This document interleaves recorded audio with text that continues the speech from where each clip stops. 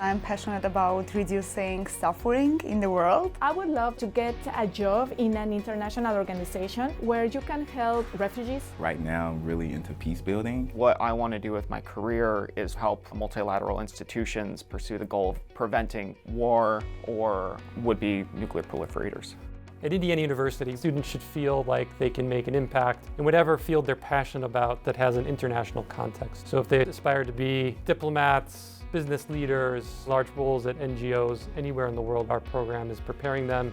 The MIA program gives you the opportunity to have a very complete education. All the learning is not just in the books, but also all the internships that we have access to. My internship this summer, it was with UN Women, headquartered in New York. I worked for the Ending Violence Against Women section. I was responsible for data analysis, data validation, data visualization, for providing policy advice to our country offices and regional offices.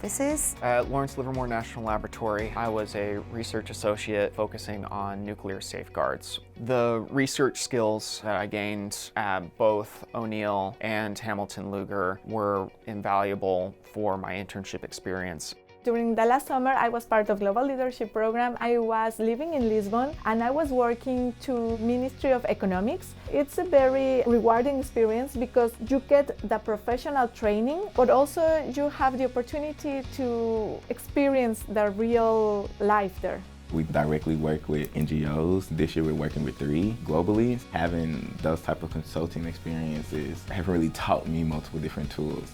While we were considering UN Women's strategy for 2024 and 25, they were interested in understanding how cash transfers can work in development, and I had this background due to my classes that I took. I was able to build the connections that I'm going to be able to use going forward when I leave O'Neill and Hamilton Lugar to pursue work in either the federal government or international institutions. I was exposed to the network that I would like to have from the UN and from other agencies that UN is cooperating with. So this might be helpful for my career search.